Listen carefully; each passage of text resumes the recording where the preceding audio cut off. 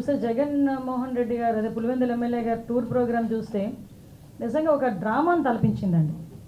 ఎందుకంటే ఎప్పుడు కూడా ప్రశాంతంగా ఈరోజు ఇప్పుడు ఇంతకుముందు ఎప్పుడో ఫ్యాక్షన్ రాజకీయాలతో సతమతం అయిపోతూ ఎప్పుడు ఎవరు ఉంటారో ఎప్పుడు ఎవరు నరికివేయబడతారో అన్న భయంగా ఉన్న రాయలసీమ ఆ రోజు చంద్రబాబు నాయుడు గారు సీఎంగా ఉండేటప్పుడు ఆ రోజు ఫ్యాక్షన్ మీద ఉక్కుపాదం మోపి సుమారుగా ఫ్యాక్షన్ రాజకీయాలకే ఆ రోజు నుంచి వదిలేసేటట్టుగా పరిస్థితులు ఉండి అక్కడ కూడా చాలామంది నాయకులు కానీ అదేవిధంగా రాయలసీమ వాసులు కానీ ఫ్యాక్షనిజాన్ని పక్కన పెట్టి వ్యాపారాల పేరిట పరిశ్రమల పేరిట వ్యవసాయం చేసుకుని వాళ్ళ జీవనోపాధి సాగిస్తున్న నేపథ్యంలో రాయలసీమని రతనాలసీమ చేయాలి అన్న ఆకాంక్షిస్తున్న చంద్రబాబు నాయుడు గారి నేతృత్వంలో ఎన్డీఏ నేతృత్వంలో జగన్మోహన్ రెడ్డి ఏదో రకంగా శవరాజకీయాలు చేసైనా ఫ్యాక్షన్ రాజకీయాన్ని మళ్ళా తెరలేపాలి అనే ఉద్దేశంతో నిన్న అతను చేసిన ఒక డ్రామాను చూస్తూ ఉంటే ప్రజలు కూడా ఇలాంటి వాడినే ఇంతకు ముందు 151 సీట్లు ఇచ్చి మనం సీఎం చేశామని సిగ్గుపడే పరిస్థితి కనిపిస్తూ ఉంది.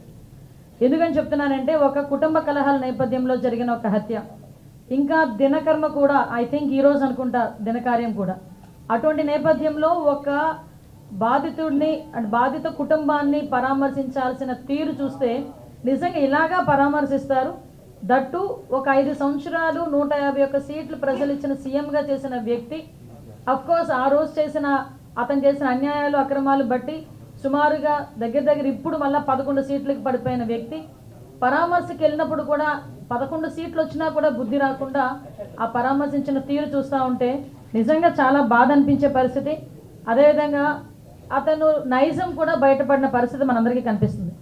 లాస్ట్ 5 years ఒక స్టేట్ స్పాన్సర్డ్ టెర్రరిజం అని ఎక్కువగా ప్రోత్సహించి ఎప్పుడు చూసినా ఎక్కడ చూసినా దాడులు, హత్యలు, మానభంగాలు, కబ్జాలు ఇలాంటి సిచ్యువేషన్తోనే 5 సంవత్సరాలు కూడా గడిపేసి ఈరోజు తిరిగి ఎన్డీఏ గవర్నమెంట్ మీద బురద చల్లే పరిస్థితి కనిపిస్తూ ఉంది.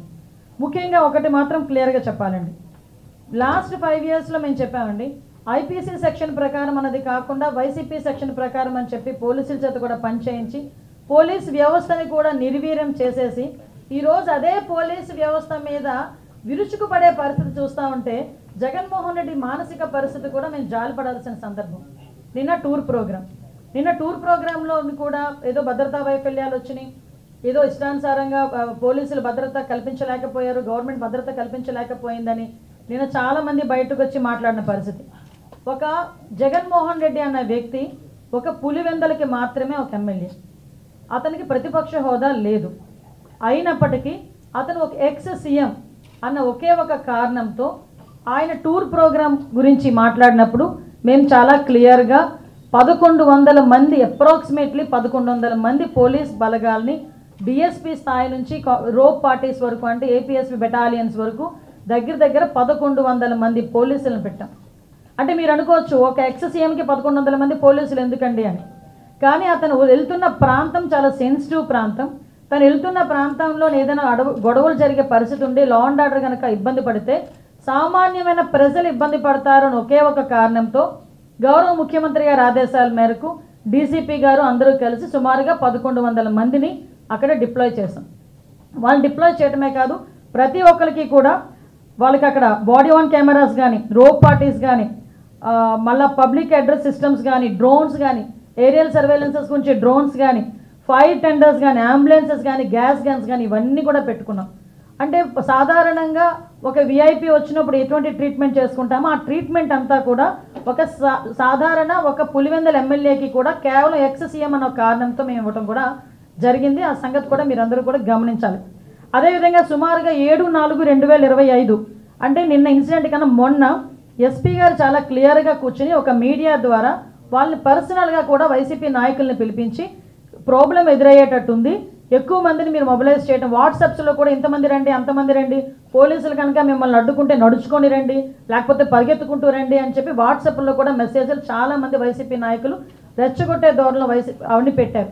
వాటిని నేపథ్యంలో ఎస్పీ గారు కూడా అది చాలా నేరో రోడ్, పక్కన ఒక చెరువు ఉంది, ఒక పక్క చూస్తే కొన్ని 2-3 విలేజ్లు చాలా సెన్సిటివ్ విలేజెస్ ఉన్నాయి కాబట్టి అక్కడ మీరు వచ్చేటప్పుడు కూడా ఎక్కువ మందిని మొబిలైజ్ చేయడం కానీ, అదేవిధంగా కొంచెం అక్కడ లా అండ్ ఆర్డర్ సిచ్యువేషన్ని కొంచెం కంట్రోల్ చేయడం కానీ, అక్కడ సెక్యూరిటీ పర్పస్లో కూడా ఎక్కడ కూడా ఇబ్బంది లేకుండా పరిస్థితి చూసుకోవాలి, సెక్యూరిటీ పరంగా మేము చూసుకుంటాం, బ్యారికేడ్స్ అవి కూడా జాగ్రత్తగా చేసుకోవాల్సిన బాధ్యత మీది అని చెప్పి ఆ వైసీపీ నాయకులకి అందరికీ కూడా చాలా క్లియర్గా చెప్పారు. ఆఖరికి హెలీప్యాడ్ దగ్గర వేసిన బ్యారికేడ్స్ కూడా చాలా ఎందుకు పనికిరాకుండా ఇలా గట్టి కదిపితే పడిపోయేటట్టుగా ఉన్నాయన్న సంగతి మా డిపార్ట్మెంట్ వాళ్ళు ఎవరైతే అక్కడ బ్యారికేడ్స్ వేశారో వాళ్ళకి కూడా చెప్పడం జరిగింది.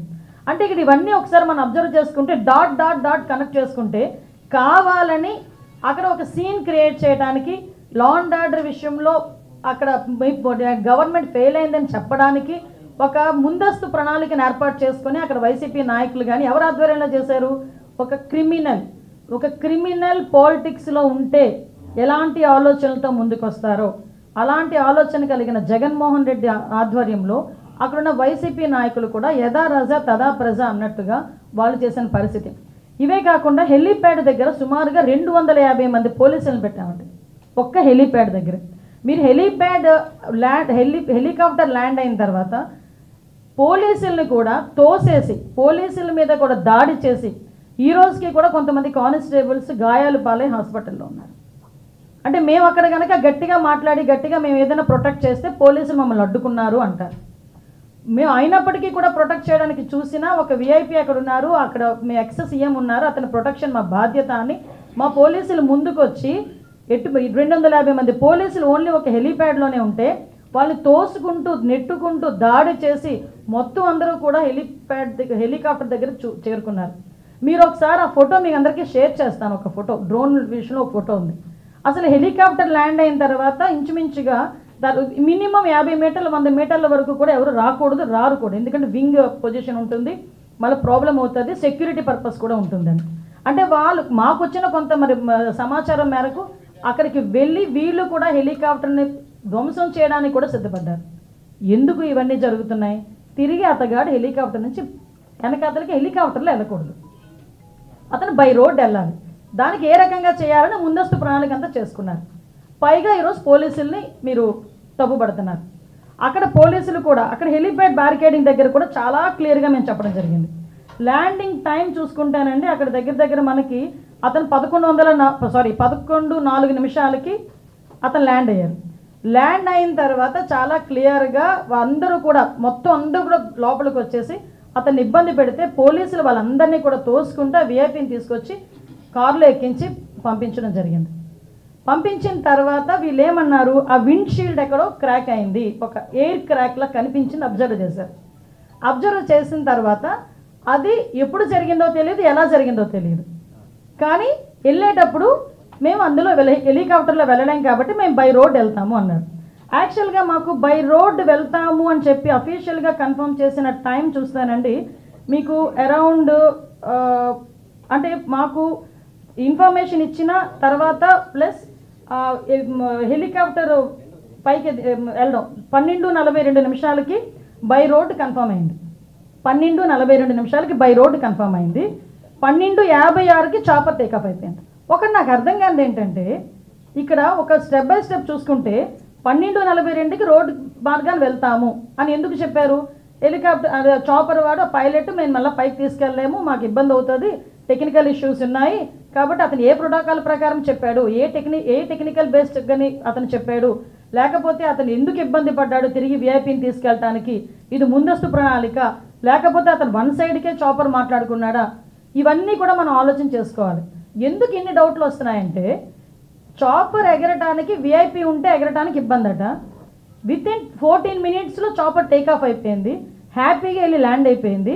కానీ చాపర్లో వెళ్ళే విఐపీకి ప్రాబ్లం కానీ ఆ పైలట్కి ప్రాబ్లం కాదా? మరి పైలట్ ఎలా వెళ్ళాడు అదే చాపర్లో? ఒకసారి మనం ఆలోచన చేసుకోవాలి కదా ప్రజలందరూ కూడా.